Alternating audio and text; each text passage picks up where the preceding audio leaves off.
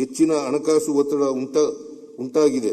ತೆರಿಗೆ ರಚನೆಯಲ್ಲಿನ ಬದಲಾವಣೆ ಮತ್ತು ಜಿಎಸ್ಟಿ ದರ ತರ್ಕಬದ್ಧಗೊಳಿಸುವಿಕೆಯು ಕೇಂದ್ರ ಸರ್ಕಾರಕ್ಕಿಂತ ಹೆಚ್ಚಾಗಿ ರಾಜ್ಯಗಳ ರಾಜಸ್ವ ಸಂಗ್ರಹಣೆಯ ಮೇಲೆ ನೇರವಾಗಿ ಪ್ರಭಾವ ಬೀರಿದೆ. ರಾಜ್ಯಗಳ ರಾಜಸ್ವ ನಷ್ಟವನ್ನು ಎದುರಿಸುತ್ತಿರುವ ಸಂದರ್ಭದಲ್ಲಿ ಮಾದಕ ವಸ್ತುಗಳು ಮತ್ತು ಐಷಾರಾಮಿ ವಸ್ತುಗಳ ಮೇಲೆ ಸೆಸ್ ಮತ್ತು ಇತರ ತೆರಿಗೆಗಳನ್ನು ವಿಧಿಸುವ ಮೂಲಕ ಕೇಂದ್ರ ಸರ್ಕಾರವು ರಾಜಸ್ವವನ್ನು ಸಂಗ್ರಹಿಸುತ್ತಿದ್ದು, ಈ ಆದಾಯದ ಸಂಪೂರ್ಣ ಮೊತ್ತವು ಕೇಂದ್ರ ಸರ್ಕಾರದ ಬೊಕ್ಕಸವನ್ನು ಸೇರಲಿದೆ.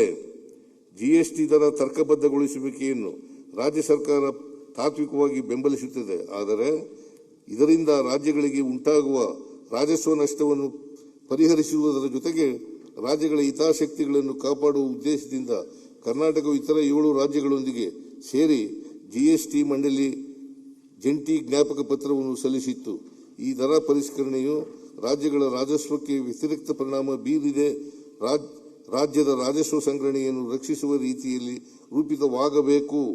ಜಿಎಸ್ಟಿ ತರ್ಕಬದ್ಧಗೊಳಿಸುವಿಕೆಯಿಂದ ಉಂಟಾಗಿರುವ ರಾಜಸ್ವ ನಷ್ಟವನ್ನು ಸರಿದೂಗಿಸಲು ರಾಜ್ಯಗಳಿಗೆ ಅಗತ್ಯ ಪರಿಹಾರವನ್ನು ನೀಡುವಂತೆ ಕೇಂದ್ರ ಸರ್ಕಾರಕ್ಕೆ ನಮ್ಮ ಒತ್ತಾಯವು ಮುಂದುವರಿಯಲಿದೆ. ರಾಜ್ಯಗಳ ಸ್ವಂತ ತೆರಿಗೆ ರಾಜಸ್ವದ ಮೇಲಿನ ಈ ನಿರ್ಬಂಧಗಳ ಹಿನ್ನೆಲೆಯಲ್ಲಿ ಕೇಂದ್ರ ಸರ್ಕಾರದಿಂದ ಸ್ವೀಕೃತವಾಗುವ ತೆರಿಗೆ ಹಂಚಿಕೆಯು ಇನ್ನಷ್ಟು ನಿರ್ಣಾಯಕವಾಗುತ್ತದೆ. 14ನೇ ಹಣಕಾಸು ಆಯೋಗವು ರಾಜ್ಯದ ತೆರಿಗೆ ಹಂಚಿಕೆಯ ಪಾಲನ್ನು %4.713 ಶಿಫಾರಸು ಮಾಡಿತ್ತು. ಆದರೆ 15ನೇ ಹಣಕಾಸು ಆಯೋಗದ ಅವಧಿಯಲ್ಲಿ ರಾಜ್ಯದ ತೆರಿಗೆ ಪಾಲು 3.647ಕ್ಕೆ ಇಳಿಕೆಯಾಗಿದ್ದು, ಇದು ಹಿಂದಿನ ಆಯೋಗದ ಶಿಫಾರಸಿಗೆ ಹೋಲಿಸಿದರೆ %23 ಕಡಿಮೆಯಾಗಿದೆ. 15ನೇ ಹಣಕಾಸು ಆಯೋಗದ 6 ವರ್ಷಗಳ ಅವಧಿಯಲ್ಲಿ ಒಟ್ಟಾರೆ ಸುಮಾರು 65,000 ಕೋಟಿಗಳ ನಷ್ಟ ಉಂಟಾಗಿದೆ. ಇದಲ್ಲದೆ 15ನೇ ಹಣಕಾಸು ಆಯೋಗವು ಶಿಫಾರಸು ಮಾಡಿದ 5,495 ಕೋಟಿ ರುಗಳ ವಿಶೇಷ ಅನುದಾನ ಮತ್ತು 6,000 ಕೋಟಿ ರುಗಳ ರಾಜ್ಯ ಕೇಂದ್ರಿತ ಅನುದಾನಗಳನ್ನು ಕೇಂದ್ರ ಸರ್ಕಾರ ಬಿಡುಗಡೆ ಮಾಡಿರುವುದಿಲ್ಲ. ರಾಜ್ಯಗಳಿಗೆ ನ್ಯಾಯಯುತ ತೆರಿಗೆ ಹಂಚಿಕೆ ಮಾಡಲು ಸಮಾನತೆ ಮತ್ತು ಬೆಳವಣಿಗೆ ಎರಡಕ್ಕೂ ಪ್ರಾಮುಖ್ಯತೆ ನೀಡುವ ಸೂತ್ರವನ್ನು ಶಿಫಾರಸು ಮಾಡಬೇಕು ಎಂದು ರಾಜ್ಯವು 16ನೇ ಹಣಕಾಸು ಆಯೋಗಕ್ಕೆ ಮನವಿ ಮಾಡಿತ್ತು. ಆದಾಯ ಅಂತರಕ್ಕೆ ನಿಗದಿಪಡಿಸಲಾದ ಹೆಚ್ಚಿನ ತೂಕವನ್ನು ಕಡಿಮೆ ಮಾಡಿ ವಿತ್ತೀಯ ನಿರ್ವಹಣೆ ಮತ್ತು ದೇಶದ ಆರ್ಥಿಕತೆಗೆ ರಾಜ್ಯದ ಕೊಡುಗೆಯ ಮಾನದಂಡವನ್ನು ತೆರಿಗೆ ಹಂಚಿಕೆ ಮತ್ತು ಸೂತ್ರ ನಿರ್ಧರಿಸಲು ಪರಿಗಣಿಸಬೇಕೆಂದು ನಾವು ಒತ್ತಾಯಿಸಿದ್ದೇವೆ.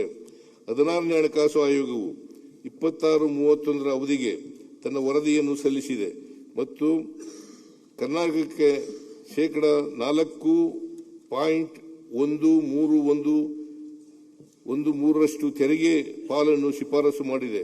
ಇದು 15ನೇ ಹಣಕಾಸು ಆಯೋಗವು ಶಿಫಾರಸು ಮಾಡಿದ ಪಾಲಿಗಿಂತ %13 ಹೆಚ್ಚಳವಾಗಿರುತ್ತದೆ.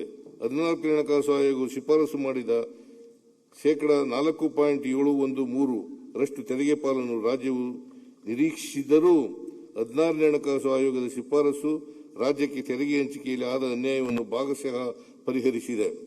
ತೆರಿಗೆ ಹಂಚಿಕೆ ಸೂತ್ರವನ್ನು ನಿರ್ಧರಿಸುವ ಸಂದರ್ಭದಲ್ಲಿ 16ನೇ ಹಣಕಾಸು ಆಯೋಗವು ರಾಜ್ಯಗಳ ಆರ್ಥಿಕ ಕಾರ್ಯಕ್ಷಮತೆ ಮತ್ತು ಬೆಳವಣಿಗೆಯ ಸಾಮರ್ಥ್ಯವನ್ನು ಗುರುತಿಸುವ ಉದ್ದೇಶದಿಂದ ದೇಶದ ಜಿಡಿಪಿಗೆ ರಾಜ್ಯದ ಕೊಡುಗೆಯನ್ನು ಮಾನದಂಡವಾಗಿ ಪರಿಗಣಿಸಿರುವುದು ಆರ್ಥಿಕ ಆಯೋಗದ ತತ್ವಗಳಲ್ಲಿ ಒಂದು ಮಹತ್ವದ ಬೆಳವಣಿಗೆಯಾಗಿದ್ದು, ರಾಜ್ಯವು ಇದನ್ನು ಸ್ವಾಗತಿಸುತ್ತದೆ.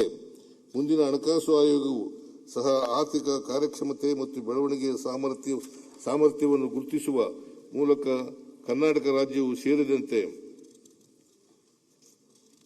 ಆರ್ಥಿಕ ಬೆಳವಣಿಗೆ ಸಾಧಿಸುತ್ತಿರುವ ಇತರ ರಾಜ್ಯಗಳಿಗೆ ಉತ್ತಮವಾಗಿ ಕಾರ್ಯನಿರ್ವಹಿಸಲು ಪ್ರೋತ್ಸಾಹಿಸಲಿದೆ ಎಂದು ನಾವು ಭಾವಿಸುತ್ತೇವೆ.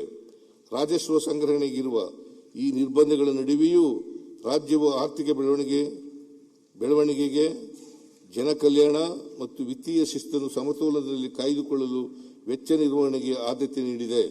ರಾಜ್ಯವು ಸಮಾಜದ ಕಲ್ಯಾಣಕ್ಕೆ ನೀಡಿದ ಬದ್ಧತೆಯನ್ನು ಪ್ರಾಮಾಣಿಕವಾಗಿ ನಿರ್ವಹಿಸುತ್ತಿದೆ.